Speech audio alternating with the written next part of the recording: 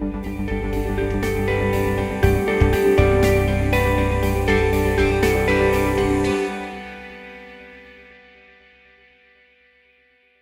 right, so today's topic that I want to discuss is bulletproofing those shoulders. The shoulder is a joint that's taxed fairly often in CrossFit. A lot of CrossFit movements are very dynamic through the shoulder. And the shoulder also has a lot of components, a lot of smaller muscles that stabilize the joint. And the joint itself is fairly loose. I've heard it be described as basically a golf tee with a golf ball on top, and it has all this range of motion that's just really held together by a group of muscles. So with all that being said, it's very vulnerable. It's your duty as a CrossFit athlete to bulletproof those shoulders, because a lot of times in class, A, you don't have time, or B, maybe your programming doesn't explicitly say to do any extra work. So bulletproofing your shoulders is always something that everybody should be doing outside of their normal workout routine. You can also fit a lot of these things into your normal workout routine. So I've kind of broken it up into two different groups. We've got activation, so more before you start moving or lifting. And I've also got accessory work, and this can be, you can kind of flip-flop in between, but this is more afterwards. So when we're cooling down after a metabolic conditioning segment or after a strength segment. So let's talk about activation first. We have a banded shoulder warm-up that we do a lot that our athletes use and really take to very well. We'll just kind of go through each movement of the banded shoulder warm-up. I'm going to be doing 8 to 10 reps. Or that's what we suggest you do when you're doing this warm-up. So you'll just take a small band. This is just one of the small Rogue red bands. And our first movement is just going to be holding it about shoulder width apart, squeezing our shoulder blades back together. Okay, so we're going to be pulling those shoulder blades back and down. And that's going to be a very standard position today. So pulling them back and down. And we're just doing 8 reps. Pulling out and back in with a straight arm. The key is to keep those shoulder blades engaged through the movement. Okay, so as you're coming back in, don't let them hook out. Movement number 2 of the banded shoulder warm-up, we're going to go overhead, biceps to the ceiling. We're just going to pull down to our shoulders. Okay, just right in back of the head. So 8 to 10 of those.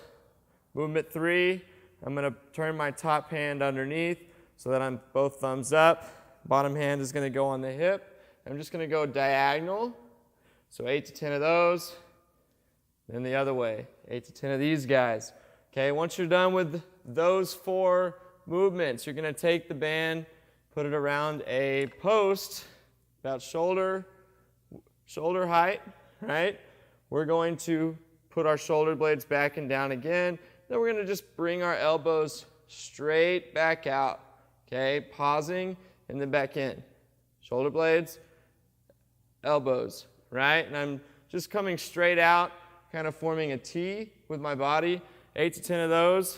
And then lastly, shoulder blades back and down, and I'm just going to be pulling down to my pockets, okay, activating those lats. Back and down, and then pulling those hands down to the pockets, so 8 to 10 of those. So, along with our banded shoulder warm-up, we also do something called shoulder remedials, where we take 2 5s, and we're going to be doing sets of 15 on this one. So first one is just going to be laying on your side. Okay, we're going to glue our elbow down to our side, and we're just going to move through as much range of motion as we can. 15 reps, nice and controlled, and that's going to be on both arms. Okay, once you're done with those 15, then we're going standing tall, elbows up, 90 degrees, and then we're moving 180 degrees. Keeping our stomach tight and rocking through 15 that way. Okay, lastly, we've got just our diagonals, similar to what we did with our bands. Okay, just come in 45 degrees there. If it's too easy, you can put 2 together, right? So 15 on each side. And then lastly, the crowd favorite, the dislocate, which a lot of people use and a lot of people know about already, but still a very important tool. Keeping the arms straight, being able to move through our full range of motion, keeping our midline intact. If it's too easy, you can always move your hands in, make it a little tougher, right? you can start behind your head or on your backside, put your palms facing forward, and go the opposite way, right? You can also add a 5-pound plate to this guy and make it just a tad bit tougher. So that concludes our activation movements. Now, your accessory movements. Again, this is where we want to be kind of after our workout. First, we've got your reverse snowmans. We say, 3 sets of 20 of these. And we're going to be here, just right on the floor, chest down, head down if you can. And we're just going to hover the plates nice and slow with a straight arm. Touch, and right back. So again, 3 sets of 20. Squeezing those shoulder blades back together. After you're done with those, bent over reverse flies. You can use 5, 10, maybe 12 or 15 pounds with these. These are pretty tough if you do them right. So with a bent over reverse fly, we want to make sure we're nice and tight. Back is tight. We're at a right angle with our hips. We've got the dumbbell coming end to end, and we're just coming straight up, squeezing shoulder blades back together and back down, nice and controlled, right? And we want to take care not to, do this guy. You see a lot of guys at the gym do, where we're throwing ourselves into it. Just make sure that that movement's nice and strict. And we say 3 sets of 10 to 12 of those.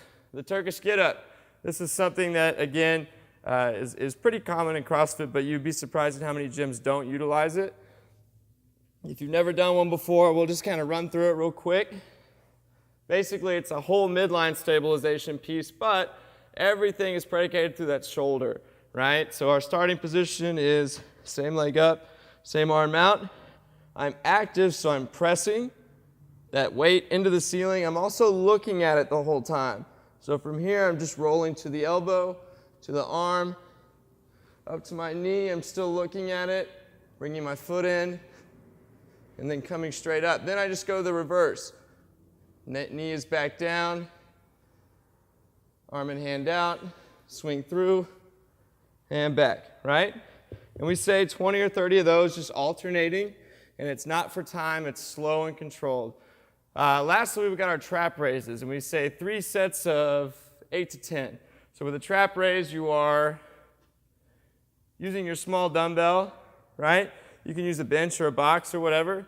But we're just going to be here, one knee up, and basically we're just coming right out to the side. So not straight forward, not out totally to our side, but just kind of diagonal. And we want our thumb to be up, right? So we're here, and we're reaching as far as we can. Holding, coming back down. Up, hold, back down. And again, you do not need a lot of weight for these. A lot of these movements are very lightweight or low weight. If you didn't get these rep schemes, I'll post them on the video. But again, make sure to activate those shoulders before you lift or before you start moving. Also, make sure to get your accessory work in. I would say at least 3 times a week to be safe. And that's pretty much all I've got. Be healthy, stay safe, and activate and accessorize those shoulders. See ya.